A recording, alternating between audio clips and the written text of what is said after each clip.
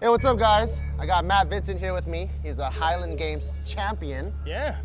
And I'm glad to have you here with us. Oh, dude, stoked. And I've seen what you've done on Instagram, and I've watched the footage of you competing. And I really respect how athletic and how explosive you are. Maybe you can share with everyone what it is to be a Highland Games athlete. So Highland Games is kind of traditional Scottish heavy athletics. You know, started from different clans challenging other guys. Probably typical get drunk and I bet I can throw this rock further than you. Like a tape measuring contest. Yeah, absolutely, right? And so that's now evolved into this sport I compete in. And it's got a really great tradition to it. Some of the places I compete, like in Scotland, they'll have field records or have used the same stone for like 600 years. Oh, wow. So there's such a cool feeling to that you know, you're sharing that field and that history with all these other guys who like appreciate it. Historical facet to it. Right, and so it predates the Olympics, and you know, so stone throwing predated the shot put and hammer throw and these other things that farmers were doing, clans were doing. And it's a lot of fun to be part of that sport. I get to travel around and compete and stay moving quickly. Yeah. So I follow you on Instagram, and I see you throw all kinds of stuff from rocks to logs, and I see you spin around. Yeah. And for a large dude like you, what are you, like 6 foot? 6 foot, 280. So 6 foot 280, which is pretty much double the weight that I was in high school. And to see you be able to move and torque your body and generate so much power in that way, what do you feel like are the 3 most important exercises for you and the sport that you train in? You know, I think there's no way to go about generating power better than having strong hips and legs. I mean, that's where I'm trying to transfer everything from into my hands. There's just no way that my shoulder or wrist or arm is going to be as strong as my legs can be. So squatting, doing a push press, and a snatch. Those are going to be the big ones for me. And if you can't snatch, like a snatch pull is great. That's getting everything you need as an athlete, pulling that bar as high as you can. And you know, you're teaching your body to operate quickly and in order like an athlete. I mean, you know, if you're going to jump, right? Things have to happen in a certain order. You know, order, yeah. Right. I can't straighten my legs first and then extend my upper back, or vice versa. It's got to happen in order to do it efficiently.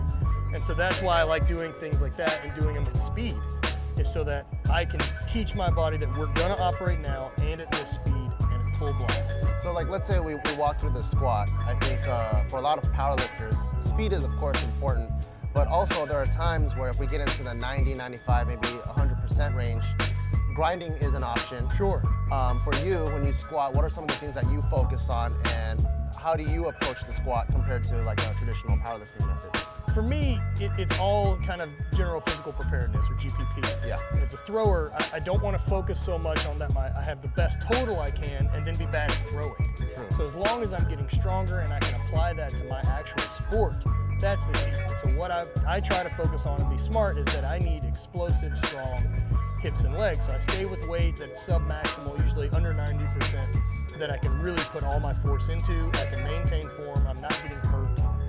I think it would be crazy for me as a competitive athlete that's not powerlifting or weightlifting, for me to get hurt in the gym is a real mistake. Yeah, this is probably the stupidest thing you can do. Right, and so that's what gives me the best progress is moving lighter weights for more reps, you know, in the 3 to 5 range, right? And so that way I can stay heavy enough that I have to move it really fast. I remember you were telling me about how you have timed rest too. Is that something that you incorporate in just because that's the demand of the Highland Games, where you have to be able to fire like repeatedly, or is that just something that you included in because you want to have like a conditioning component to it? I like having a conditioning component. I feel like there's never a time as a competitive athlete that I'm going to lose because I was in too good of shape. True. So being in a little bit better shape is going to help me recover better if I'm doing a 2-day competition or competing back-to-back weekends. Or hell, man, we're on the field usually 9 a.m. to 5 or 6 p.m. So endurance is important. Yeah, you got to be able to keep maintaining and used to have some reps under your belt. And that's having some bit of being in shape is always better than if I'm gassed by noon. Yeah. So and then we moved on to doing snatches. That was the first time that I've ever snatched. I mean, I believe in training everything for a purpose, right? Right. So since you're a powerlifter, I'm a thrower, like you don't need to be 100% efficient weightlifter like you're competing in weightlifting. It's about getting the benefit of this with the least amount of stress. Okay. And so that can either be to a power position, full stand.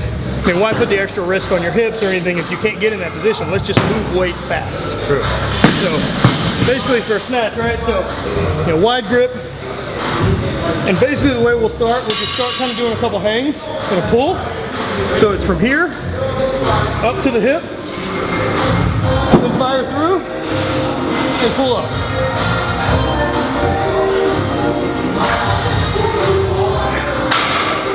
Like that. So you see, like that's where the toss. Are there any shoulders engaged in it? It's pulling up here. Okay. So there's a big shrug. So you want that bar in tight, not like that. So around.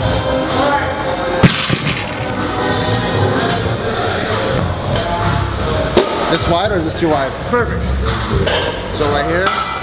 So kind of the way, so a way to figure out how wide you want to be on your grip is so you see standing here, you're wide, and this is right on the hip crease standing. Yeah. That's where you want to be. So if you were narrower, you're further down the leg. Gotcha. Any wider, you end up crushing your meat. I see. Okay. So when you hit the top, pull it up, keep your elbows high. Yeah, exactly. Push through the heels, just like a squat. Yeah. So it's just that violent hip extension, glutes firing. This way kind of finish a deadlift, you know?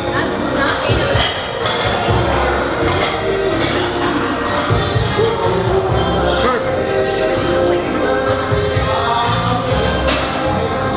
So from there, the only thing we'll do is add. It looked pretty horrible. No, it's not bad. It felt horrible. It's not bad. I mean, look, I'm not a technique Nazi on stuff. If you were approaching me because you wanted to compete in weightlifting, different set of ballgame. But this is an accessory for your deadlift. This is an accessory for your squat. It's just something else you can do moving a barbell fast that makes you stronger, more explosive. I mean, that's that speed that everyone sees guys lift and they're like, holy cow, like so explosive. And that's where you get it. You got to train moving fast. And so the only thing we'll add now is from the floor. So just stay below the knee here. So your deadlift position, flat back, same thing.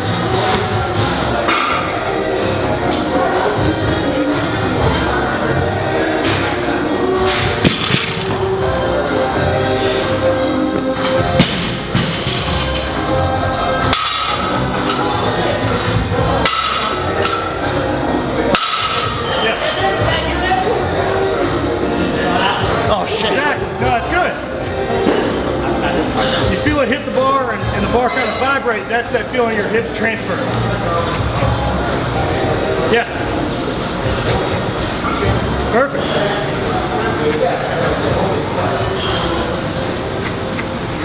I feel like that because I can see how you're moving and I can see where the power is being generated, it made it easier for me to imitate what you're doing. Because like, there's times in the gym where I see people snatching and maybe they're not as experienced or as strong as you.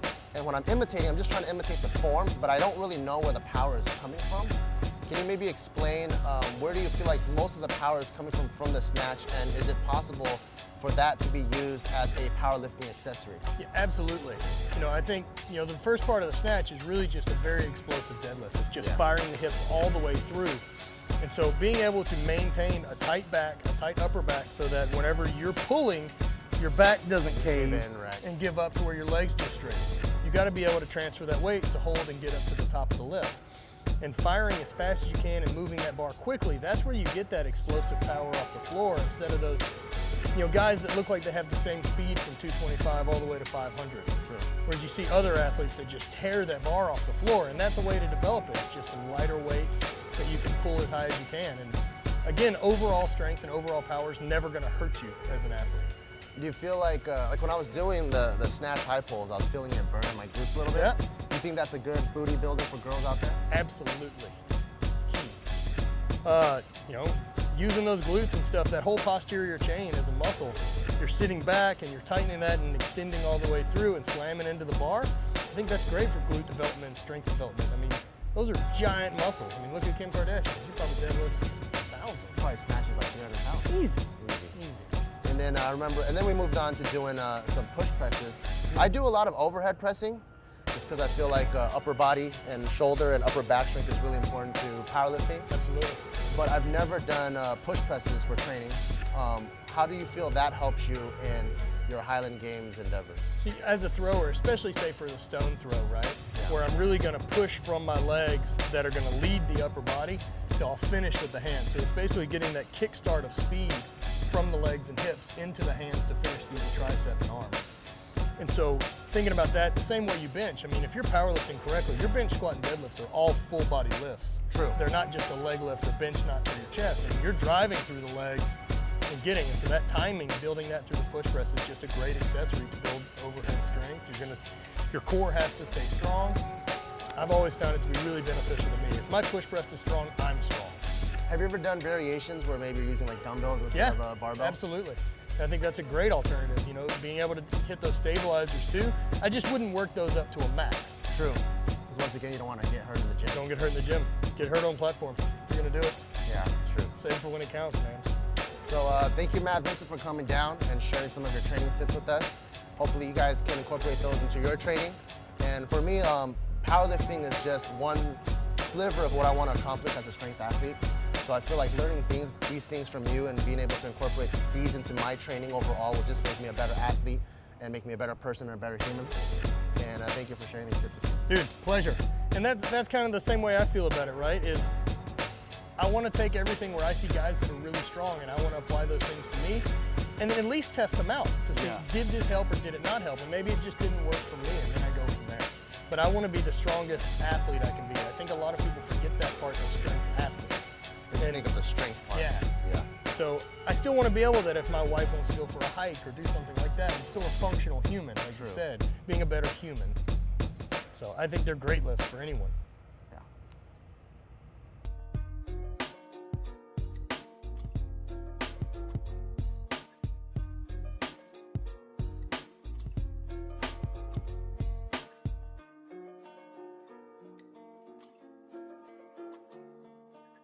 Individuals that want to train the way that we train. Once the first 100 die-hard members decided to get membership with us before the gym was even like conceived, like we knew we had a very unique, special idea. But now Barbell Brigade has grown into this international brand. Like everywhere I go, there are serious strength athletes that come up to me and they're like, yo, wait, don't you own Barbell Brigade? Or, oh man, Barbell Brigade is dope. I gotta check it out when I'm in LA. Like everywhere I go, Arnold's Classic, outside of California, Malaysia,